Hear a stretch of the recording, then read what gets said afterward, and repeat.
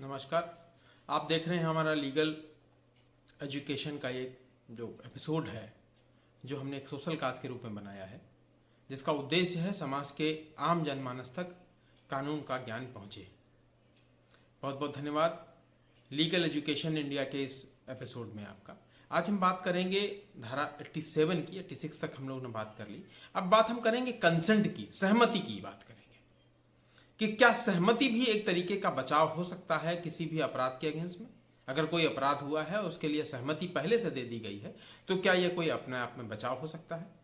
जी हाँ, बिल्कुल बचाव हो सकता है, अगर सहमति इस उद्देश्य से है जो उसके फायदे के लिए है, उसकी सद्भावना के लिए है, उसके लाभ के लिए है। अगर इस तरीके की किसी प्रवृत्ति के लिए कोई सहमति दी गई है, तो निश्चित रूप से वो बचाव का एक कारण हो सकती है। धारा 87 से हम स्टार्ट करेंगे। धारा 87 क्या कहती है कि सम्मति से किया गया अगर कोई काम, सम्मति आप समझ लीजिए, सम्मति और सहमति एक ही शब्द है। सम्मति से किया गया अगर कोई किया गया कार्य जिससे मृत्यु या घोर उपाधि, किसी का हत्या, किसी की मृत्यु या घोर उपाधि, ग्रीवियस हर्ट अगर किसी कार्य किया गया है, करने का ना तो कोई आशय था, ना इसकी किसी तरीके की कोई संभावना थी। यानी ऐसा कोई काम किया गया है जिसमें किसी व्यक्ति के मरने की या किसी व्यक्ति के चोट लगने की कोई संभावना नहीं थी, और जो पहले से कोई इसका प्लान नहीं था, और इस काम को करने के लिए दो व्यक्तियों ने आपस में एक सहमति बनाई कि ये काम हम करेंगे। और इस काम करने के पश्चात चूंकि वो काम सद्भावना पूर्वक काम हो रहा था, इससे किसी व्यक्ति को चोट नहीं लग सकती थी, किसी व्यक्ति को चोट लगने की कोई संभावना भी नहीं थी, उसके बावजूद भी अगर उस व्यक्ति को चोट लग जाती है, तो ऐसी स्थिति में जिस व्यक्ति से चोट लगी है दूसरे व्यक्ति को, उस व्यक्ति को कोई भी दंड नहीं दिया जाएगा। अब आप थोड़ा और क्लियर समझ लीजिए कि मान लीजिए दो व्यक्ति हैं और दो व्यक्तियों ने आपस में यह सहमति की कि हम तलवारबाजी का खेल करेंगे। एक गेम होता है एथलेटिक्स में, आपने जानते ही हैं कि तलवारबाजी का एक खेल होता है, और दो लोगों ने इस सहमति के साथ में कि हम तलवारबाजी का खेल करेंगे, और खेल में खेलते खेलते यह स्थिति पहुंच गई कि एक व्यक्ति की तलवार से दूसरा व्यक्ति घायल हो गया। इसकी संभावना नहीं थी क्योंकि वो आपस में सहमति एक दूसरे को दी हुई थी, ना तो इनकी कोई संभावना थी चोट की थी क्योंकि वो खेल खेल रहे थे, लेकिन धोखे से किसी तरीके से दूसरा व्यक्ति उससे घायल हो गया। या एक और बात समझ लीजिए कि दो व्यक्ति मान लीजिए दंगल में है, कुश्ती के मैदान में है, और वहां पर वो कुश्ती लड़ने की सहमति दे देते हैं। ऐसा सहमति कैसे हो सकती है? सहमति दो तरीके से हो सकती है कि या तो बोल के सहमति दी जाए, किसी भी चीज के लिए बोल की सहमति हो जाती है, या एक सहमति होती है जो एम्प्लॉयड होती है, मतलब बोल के नहीं इशारे से दी जाती है। जैसे आपने देखा होगा कि जब दंगल होता है तो दंगल में एक जो पहलवान होता है वो ताल ठोकता है अपना, वो बोलता कुछ भी नहीं है, ताल ठोक रहा होता है, और दूसरा व्यक्ति उस दंगल के रिंग के क्षेत्र के अंदर आ जाता है और वो भी ताल ठोकने लगता है। इसका मतलब उस दोनों व्यक्तियों ने आपस में एक सहमति क्रिएट कर ली, सहमति बना ली कि अब हम ये दंगल का खेल खेलेंगे। ना तो पहले व्यक्ति ने कुछ कहा था, ना दूसरे व्यक्ति ने कहा था, लेकिन ये आम तरीके से बात सहमति बन गई कि दोनों लोग अब दंगल के खेल में कुश्ती लड़ेंगे। कुश्ती लड़ते लड़ते अगर एक व्यक्ति के किसी दांव के कारण दूसरे व्यक्ति को चोट लग जाती है, तो पहले व्यक्ति को उस चोट के लिए या उसकी मृत्यु हो जाती है, उसके लिए किसी भी तरीके से दंडित नहीं किया जाएगा। थोड़ा और क्लियर आपको समझाते हैं कि मान लीजिए क्रिकेट का गेम है। क्रिकेट इंडिया में चूंकि बहुत पॉपुलर है, आप जो आसानी से समझ जाएंगे इस बात को। क्रिकेट में अगर बॉलर 11 फील्डर के साथ एक बॉलर होता है मैदान के अंदर, और दो बैट्समैन होते हैं, एक बैट्समैन सामने होता है, एक बैट्समैन इधर होता है। अगर बॉलर की गेंद से, चूंकि बैट्समैन अपने बैट के साथ खड़ा हुआ है और बॉलर अपनी बॉल फेंकने के लिए आया, अगर बॉलर की बॉल से उस बॉल इतनी फास्ट आई कि वो बैट्समैन के सर में टकराई, और बैट्समैन उस गेंद के प्रभाव से, गेंद के दबाव से या गेंद की मार से वहीं पे वो मर गया। अब चूंकि मृत्यु हो गई है, तो सामान्य रूप से देखा जाए तो बॉलर उसके लिए जिम्मेदार है। लेकिन अब यहां पर बॉलर को इस बात का लाभ मिलेगा, इस बात का छूट मिलेगी। धारा 87 में जो बात कही गई कि दो व्यक्ति अगर सहमति से कोई काम कर रहे हैं तो फिर करने वाले व्यक्ति को, बशर्ते कि इसकी कोई संभावना, इसकी कोई प्री प्लानिंग ना हो। मान ली उसी खेल के मैदान में दो लोग खेल रहे हैं और एक व्यक्ति ने गेंद उठाई और दूसरे को मार दी। अगर लड़ाई के समय मार दी गई तो उसका छूट नहीं मिलेगी। लेकिन अगर खेलते खेलते उस व्यक्ति को गेंद लग गई और गेंद लगने के कारण उस व्यक्ति की मृत्यु हो गई। भारत के एक बहुत महान क्रिकेटर रमन लांबा का शायद आप नाम सुने हो। रमन लांबा बांग्लादेश में मैच खेल रहे थे और बहुत नजदीक बैट्समैन के बहुत नजदीक वो अपना क्षेत्ररक्षण कर रहे थे। बैट्समैन ने अपना शॉट मारा, वो शॉट की गेंद उनके सीधे उनके सर पर टकराई और उनकी मृत्यु हो गई। ऐसी स्थिति में भारत ने एक बड़ा महान बैट्समैन अपना खो दिया, एक बहुत अच्छा फील्डर खो दिया था। लेकिन उस किए गए अपराध के लिए किसी व्यक्ति को या किए गए कार्य के लिए किसी व्यक्ति को दंडित नहीं किया जा सकता भी नहीं किया जा सकता, क्योंकि वहां सेक्शन 87 लागू हो रहा था कि किसी व्यक्ति को छूट है अगर खेलते समय किसी व्यक्ति को चोट लग गई है, उस चोट के लिए किसी व्यक्ति को दंडित नहीं किया जा सकता। लेकिन अगर यही काम लड़ाई में हुआ होता तो निश्चित रूप से उसको दंडित किया गया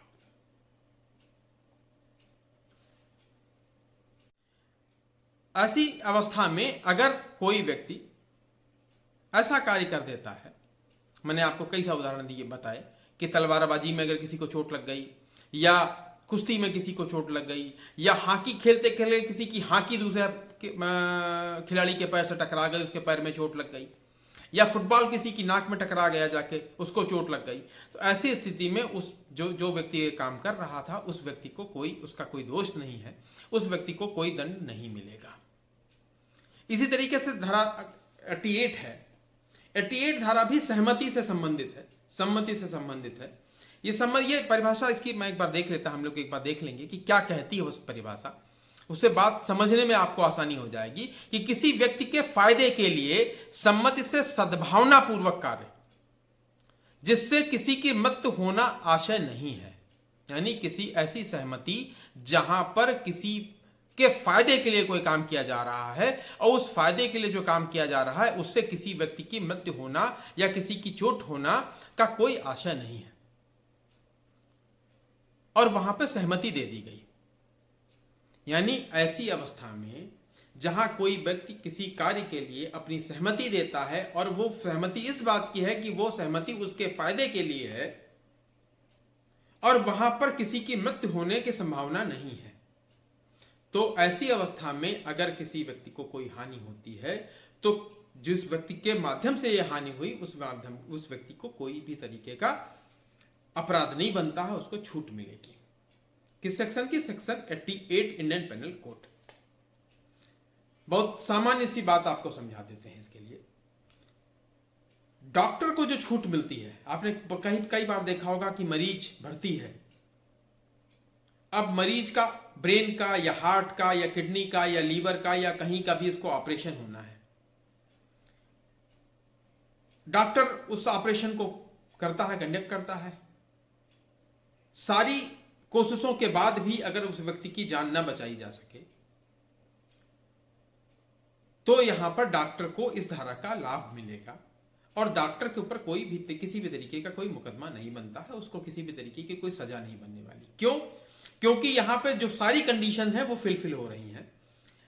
क्या कंडीशन? पहली कि सहमति है। जब आप ऑपरेशन थिएटर में जाते हैं तो एक फॉर्म आपसे भरवाया जाता है, आप जानते हैं एक फॉर्म आप भरते हो जो कंसेंट लेटर के रूप में होता है। एक कंसेंट लिखा ली जाती है आपसे कि आपका ऑपरेशन होना है, उससे जो भी क्षति उत्पन्न होगी उसके लिए आप स्वयं जिम्मेदार होंगे, तो कंसेंट भी आपकी हो गई। दूसरी कंडीशन की वो सद्भावना पूर्वक हो रही है, डॉक्टर जो है आपका इलाज कर रहा है। और तीसरी बात जो सबसे इंपॉर्टेंट है कि वो आपके लाभ के लिए हो रही है, मरीज के लाभ के लिए हो रही है। क्योंकि अगर वो बीमारी उस शरीर में रहेगी तो निश्चित रूप से उसको हानि पहुंचाएगी। तो आपके लाभ के लिए सद्भावना पूर्वक अगर आपकी कंसेंट के साथ कोई काम हो रहा है तो ऐसी परिस्थिति में करने वाले व्यक्ति की कोई गलती नहीं है, उसका कोई दोष नहीं है, उसका कोई अपराध नहीं है, उस व्यक्ति को सजा नहीं मिलेगी। और इसी सोच या इसी थ्योरी के साथ डॉक्टर का अपराध नहीं बनता है और डॉक्टर को इस जो सेक्शन है, सेक्शन 88 इंडियन पेनल कोड का, उसका पूरा लाभ मिलता है और वहां पर उसको उस पर न तो मुकदमा चलेगा, अगर मुकदमा चल रहा है तो इस धारा का लाभ लेते हुए उसको सीधे बरी कर दिया जाएगा, या वो FIR ही नहीं लिखी जाएगी, या जो भी कॉन्सिक्वेंसेस उस समय होंगे। लेकिन एक बात और समझ लीजिए कि इसमें इंपॉर्टेंट क्या है कि सद्भावना पूर्वक काम होना चाहिए। ऐसा ना हो कि जब ऑपरेशन थिएटर में गए आप तो डॉक्टर की दुर्भावना पैदा हो गई, या किसी ने जाके वहां पे कोई डॉक्टर के बाद वहां पता चला कि कोई वार्ड बॉय था, उसने जाके ऑक्सीजन की नली बंद कर दी। आप ऑक्सीजन में थे, आप तो बेहोश थे, आपकी नली बंद कर दी। ऐसा कोई दुर्भावना पूर्वक कार्य नहीं होना चाहिए। सद्भावना पूर्वक काम होना चाहिए, आपके कंसेंट के साथ काम होना चाहिए और आपके लाभ के लिए काम होना चाहिए। अगर वहां पर किसी की दुर्भावना यह है कि इस व्यक्ति की हत्या कर दिया, इस व्यक्ति को मरने दिया जाए यहां पे, या आपको गलत इंजेक्शन लगा के आपको जहरीला इंजेक्शन लगा दिया गया, तो यहां पर अब लाभ आपको नहीं मिलेगा, उस व्यक्ति को अब लाभ नहीं मिलेगा और किए गए अपराध के लिए उसके ऊपर मुकदमा कोर्ट में चलेगा। इन दोनों सेक्शंस के लिए एक बहुत इंपॉर्टेंट चीज है कि जो बर्डन ऑफ प्रूफ है, वो बर्डन ऑफ प्रूफ पूरे जो सेक्शन 76 से लेके 106 तक है, वो उसी व्यक्ति के ऊपर है जो व्यक्ति ये कहता है कि हमें इससे बचाव है हमको। यानी बर्डन ऑफ प्रूफ अब स्टेट के पास नहीं है, बर्डन ऑफ प्रूफ अब प्रोसिक्यूशन के पास नहीं है, बर्डन ऑफ प्रूफ जो है वो डिफेंस के पास है, उस व्यक्ति के पास है जिस व्यक्ति के ऊपर यह आरोप है कि इसने ऐसा काम किया है। अगर डॉक्टर उसका लाभ ले रहा है सेक्शन 88 का, या सहमति से पूर्व जो कोई खिलाड़ी इसका ले रहा है, तो बर्डन ऑफ प्रूफ उसी व्यक्ति के ऊपर आएगा जो व्यक्ति उसका लाभ लेना चाहता है, चाहे वो डॉक्टर हो, चाहे वो खिलाड़ी हो, या इस तरीके से किए गए किसी भी अपराध के लिए सहमति से संबंधित अगर कोई अपराध है, या पूरी जो जनरल एक्सेप्शंस है उसके अंदर किसी भी धारा के अंदर अगर कोई व्यक्ति उसका लाभ लेना चाह रहा है, तो बर्डन ऑफ प्रूफ हमेशा उसी के ऊपर रहेगा। बहुत बहुत धन्यवाद आपका आज इस एपिसोड के लिए। कल हम फिर जुड़ेंगे किसी नए एपिसोड के साथ। अभी जनरल एक्सेप्शंस के बहुत सारे धाराएं बाकी हैं, बहुत सारी चीजें बाकी हैं अभी आपको समझने के लिए। आपसे मेरी एक विनम्र निवेदन है कि अगर आपने मेरे चैनल को अब तक सब्सक्राइब नहीं किया है तो कृपया इसका सब्सक्राइब करें, क्योंकि आपके सब्सक्रिप्शन से हमारा हौसला बढ़ता है। हमको लगता है कि हम जो काम कर रहे हैं, जो सोशल काज हम समाज में फैलाना चाह रहे हैं, वो ठीक काम है। कृपया सब्सक्राइब करें, लाइक करें और शेयर करें। और सबसे इंपॉर्टेंट है कि आप क्या जानना चाहते हैं, क्या देखना चाहते हैं, उसके लिए कमेंट जरूर करें, जिससे हम आपके ज्ञान के लिए, आपके कानून के ज्ञान की वृद्धि के लिए उस तरीके के एपिसोड बना सकें। बहुत बहुत धन्यवाद।